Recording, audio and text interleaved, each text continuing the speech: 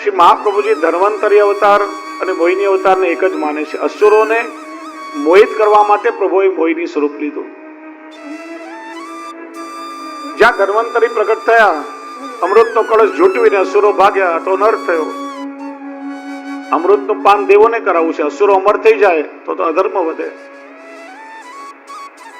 ભગવાને મોહિની સ્વરૂપ ધારણ કર્યું. અસુરોને કહ્યું, જુઓ, તમારી સાથે દેવોએ પણ અમૃત માટે પરિશ્રમ કર્યો છે. તમે બંને હરોળમાં બેસો, ઉપરનો પાતળો પાણીવાળો ભાગ દેવોને આપો ને નીચેનું જાડું ઘર તમને આપીશ. અસુરો બધા પ્રભુના રૂપ પર મોહિત થઈ ગયા અને યુક્તિ કરી અને પ્રભુએ દેવોને અમૃતનું પાન કરાવ્યું. રાહુ નામનો અસુર દેવોનું છદ્મ રૂપ લઈ દેવોની વચ્ચે બેઠો અમૃતનું પાન કર્યું. સૂર્ય અને ચંદ્ર ઈશારો કર્યો કે પ્રભુ આ દેવ નથી, અસુર છે. ત્યારે ભગવાને સુદર્શન ચક્ર છોડ્યું.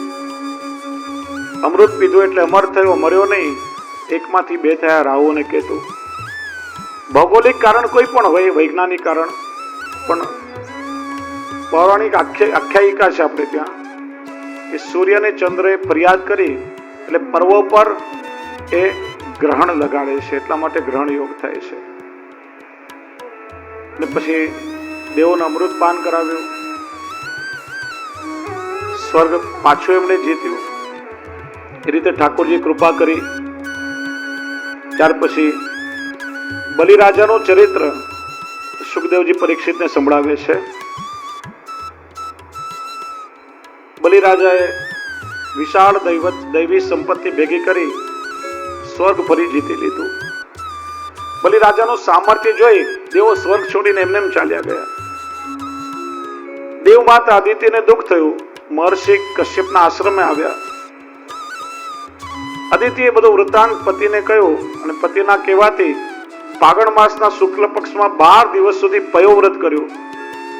અને ભાદરવા સુદ 12ના દિવસે ભગવાન ઉપેન્દ્ર પ્રગટ થયા છે. નામ છે ઉપેન્દ્ર, પણ કદમાં ઠીંગણા હતા એટલે નામ થયું વામન. બોલી વામન ભગવાન કી જય. બટુક સ્વરૂપે પ્રભુ પ્રગટ થયા. એમના જાત કર્માદી સંસ્કાર થયા. યજ્ઞોપવિત આપ્યું, સૂર્યે ગાયત્રી મંત્ર આપ્યો, બૃહસ્પતિએ જનોય આપ્યું, કશ્યપે કંદોરો આપ્યો, ભૂમિએ મૃગચર્મ, સપ્તર્ષિઓએ દર્ભ આપ્યો, માતાએ કૌપિન આપ્યું, આકાશે છત્ર આપ્યું, બ્રહ્માએ કમંડલ આપ્યું, સરસ્વતીએ માળા આપી, કુબેરે ભિક્ષા પાત્ર આપ્યું, ભગવતી ઉમાએ ભિક્ષા આપી. સર્વ દેવોએ સન્માન કર્યું.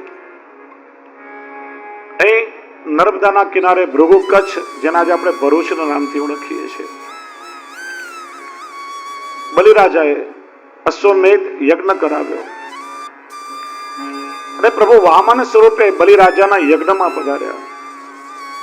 પ્રભુનું દિવ્ય તેજ જોઈ બધાએ સત્કાર કર્યો.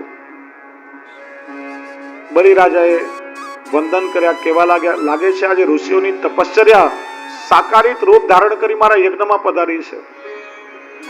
માગો શું જોઈએ છે? કે મારા ચરણના માપની 3 ડગલા ભૂમિ મને આપો. બલિરાજા હસવા લાગ્યા. અરે 3 નગર માગો, 3 શહેર માગો, 3 ડગલા ભૂમિમાં શું વળશે? બસ મને એટલું જ લાગ્યું. બહુ સંતોષી બાળક છે.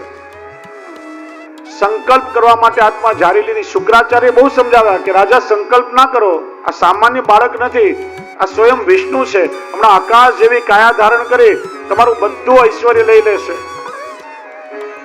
હું પ્રહલાદનો પૌત્ર છું, વચન આપ્યું છે, વચનથી કેમ પાછો ફરું? શુક્રાચાર્ય વિચાર્યું કે જારીમાંથી પાણી નીકળશે તો સંકલ્પ થશે ને. સૂક્ષ્મ રૂપ લઈ જારીના નાળવામાં પેસી ગયા. ભગવાને પેલું ધારવાળું ઘાસ દર્ભ લીધું અને જારીના નાળવામાં ખોસ્યું. શુક્રાચાર્યની એક આંખ ફૂટી ગઈ. કે જે શુક્રાચાર્યની 2 દ્રષ્ટિ હતી. આ બધું બલિરાજાનું છે અને ભગવાન માગી લે છે. ભગવાન એની એક દ્રષ્ટિ કરી નાખી કે આ જેટલું પણ છે ભગવાને આપેલું છે, ને ભગવાનનું આપેલું તું ભગવાનને અર્પણ કરી રહ્યો છે. જગતમાં આપણું કઈ નથી, આપણી સત્તાનું માલિકીનું કઈ નથી. આપણે તો સાક્ષીવત કેવલ એનો ઉપભોગ કરીએ છીએ. કઈ લાવ્યા લઈ જઈ શકવાના પણ નથી. એટલે કારણ વગર એનો મોહ ના કરવો. જ્યાં સંકલ્પ થયો ભગવાને વિરાટ સ્વરૂપ ધારણ કર્યું. એક ચરણથી આખી પૃથ્વી માપી, બીજું ચરણ ભગવાને સ્વર્ગમાં પધરાવ્યું. ત્યાં બ્રહ્માજીએ પોતાના કમંડલથી પ્રભુના ચરણને ધોયા, પાદ પ્રક્ષાલન કર્યું. એ જ પ્રભુના ચરણમાંથી પ્રગટ થયેલી ગંગા છે. પૂછ્યું, 3 ડગલાનું વરદાન આપ્યું, ત્રીજું ચરણ ક્યાં પધરાવું? બલિરાજા વિચારમાં પડે. તેની પત્ની વિંધ્યાવલી કહેવા લાગી, સ્વામી, તમારી સત્તાનું જેને તમે પોતાનું માનતા હતા એ સર્વનું સમર્પણ તો કર્યું, પણ હજી સ્વનું સમર્પણ બાકી છે. પોતાની જાત પ્રભુના ચરણમાં સમર્પી દો. ભગવદજીએ ગાયું, બલિરાજા કો સમર્પણ સાચો, જેમણે આત્મનિવેદન કર્યું. પ્રભુ, હજી હું હાર્યો નથી. એક સ્થાન એવું છે જ્યાં આપ ચરણ પધરાવી શકો છો. અને ઠાકોરજીએ ત્રીજું ચરણ બલિરાજાના મસ્તક પર પધરાવ્યું. બલિરાજાનું આત્મનિવેદન સ્વીકાર્યું. પ્રભુ કઈ લે ના કરતા અનેક ગણું આપે છે. રસાતલનું રાજ્ય બલિરાજાને સોંપી અને સ્વયં ઠાકોરજી એમના ચોકીદાર બની ગયા, દ્વારપાલ બન્યા છે. સેવકની પણ સેવા કરી. આ પ્રભુનું પુષ્ટિ કાર્ય થયું. આ વિરુદ્ધ ધર્માશ્રયત્વ છે. અને એટલા માટે પુષ્ટિ માર્ગમાં વામન દ્વાદશીનો ઉત્સવ આપણે મનાવીએ છીએ, પંચામૃત થાય છે. ઘણા સમય સુધી પ્રભુ ના પધાર્યા, લક્ષ્મીજીને ચિંતા થઈ. નારદજી આવે, દેવી શું ચિંતા કરો છો?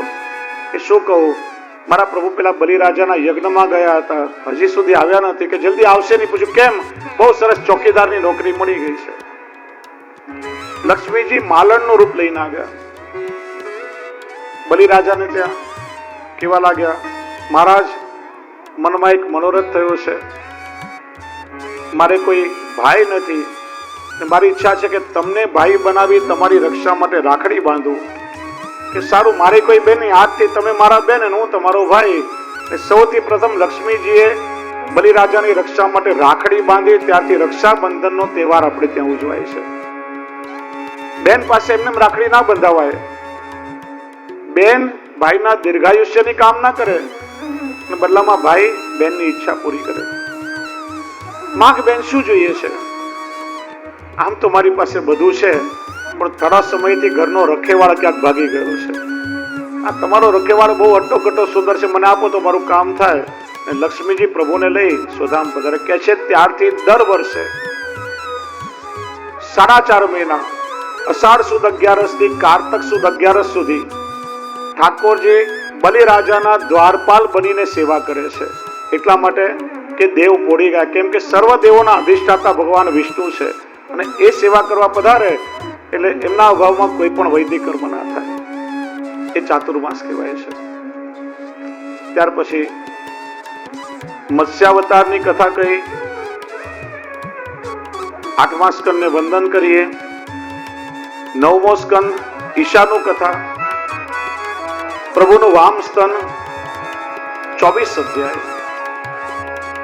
2 પ્રકરણ એમાં છે, સૂર્યવંશ પ્રકરણ અને ચંદ્રવંશ પ્રકરણ. ઈશાનું કથા. ઈશ એટલે પ્રભુ, અનુ એટલે અનુસરણ કરનારા. મર્યાદાર્થ એવો થાય કે પ્રભુનું અનુસરણ કરનારા પ્રભુના પ્રેમી ભક્તોની કથા. પુષ્ટિ અર્થ જુદો છે. પરાધીના તો મર્યાદા સ્વાધીના પુષ્ટિ નોચ્યતે. જે ભક્તોનું ભગવાન અનુસરણ કરે એવા પ્રભુના પ્રેમી ભક્તોની કથા. અંબરીશ રાજાનું ચરિત્ર બતાવ્યું. અંબરીશો મહાભાગ સપ્તદ્વીપવતી મહિમ. 7 દ્વીપોના સ્વામી. એમને ત્યાં શ્રી દ્વારકાધીશજીનું સ્વરૂપ બિરાજે અને ખૂબ દ્રઢતાથી સેવા કરે. આજે પણ એ સ્વરૂપ કાંકરોલીમાં બિરાજે છે. અપાર ઐશ્વર્ય છતાં પ્રભુના પરમ ભક્ત. તમામ સંપત્તિને ઘાસના તણકલાની સમાન માનતા. નિત્ય પોતાના હાથથી મંદિરમાં બુહારી મંદિર વસ્ત્ર કરે, કચરો સ્વચ્છ કરે. આ નેત્રથી કેવલ પ્રભુના દર્શન કરે, વાણીથી પ્રભુના ગુણગાન ગાય. એક ઇન્દ્રિયોનો વિનિયોગ પ્રભુના સુખ માટે કરે. એકવાર 1 વર્ષ માટે વ્રત કર્યું. વ્રત પૂરું થયું. વ્રતની સમાપ્તિમાં કારતક માસમાં 12ના દિવસે પારણા કરવાના હતા. જ્યાં સંકલ્પ કરે ત્યાં દુર્વાસા ઋષિ અતિથિ તરીકે આવ્યા. બ્રાહ્મણ ભોજનની વિનંતી કરી. ઋષિએ સ્વીકારી. નદીમાં સ્નાન કરવા ગયા. ત્યાં પ્રભુના ધ્યાનમાં લીન થયા તો સમય વીતવા લાગ્યો. દ્વાદશી એક ઘડી બાકી રહી. દ્વાદશી ના દિવસે વ્રતના પારણા ન કરે તો વ્રત અધૂરું રહે. બ્રાહ્મણ ભોજન કરતા પેલા ભોજન કરે તોય દોષ લાગે. કરવું શું? ધર્મ સંકટ આવ્યો. વિદ્વાનોએ ઉપાય બતાવ્યો કે રાજા તમે જલ ગ્રહણ કરો. જલ એ અન્ન પણ કહેવાય. પારણા પણ થઈ જશે અને બ્રાહ્મણ ભોજન કરતા પેલા ભોજનનો દોષ પણ નહીં લાગે. રાજાએ જલ ગ્રહણ કર્યું. દુર્વાસા ઋષિ આવ્યા. જાણ્યું તો સાક્ષાત ક્રોધાવતાર. મારા આવતા પેલા પારણા કરી લીધા. જમીન પર જટા પછાડી એમાંથી કાળ સમાન કૃત્યા ઉત્પન્ન થઈ.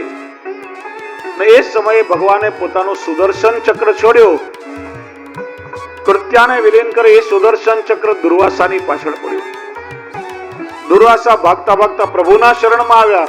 પ્રભુ આપના સુદર્શનને શાંત કરો. ભગવાન કે મારાથી શાંત નહીં થાય. મારો અપરાધ કર્યો હું ક્ષમા કરો. તમે મારા ભક્તનો અપરાધ કર્યો છે.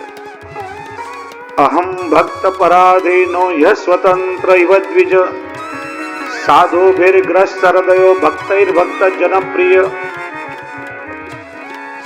હું મારા ભક્તને આધીન છું. તમે મારા ભક્તનો અપરાધ કર્યો. અને કેવા ભક્તોને આધીન છું? જો આખી બ્રહ્મ સંબંધની ગદ્ય મંત્રની સમર્પણની વ્યાખ્યા અહીંયા બતાવી.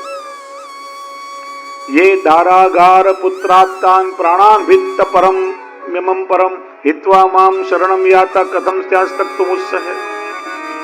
જે મારા ભક્તોએ પતિ પત્ની સંતાન દ્રવ્ય આલોક પરલોક સર્વસ્વ મારા ચરણોમાં સમર્પણ કર્યું છે એવા ભક્તોનું સદાય આધીન થઈને રહું છું.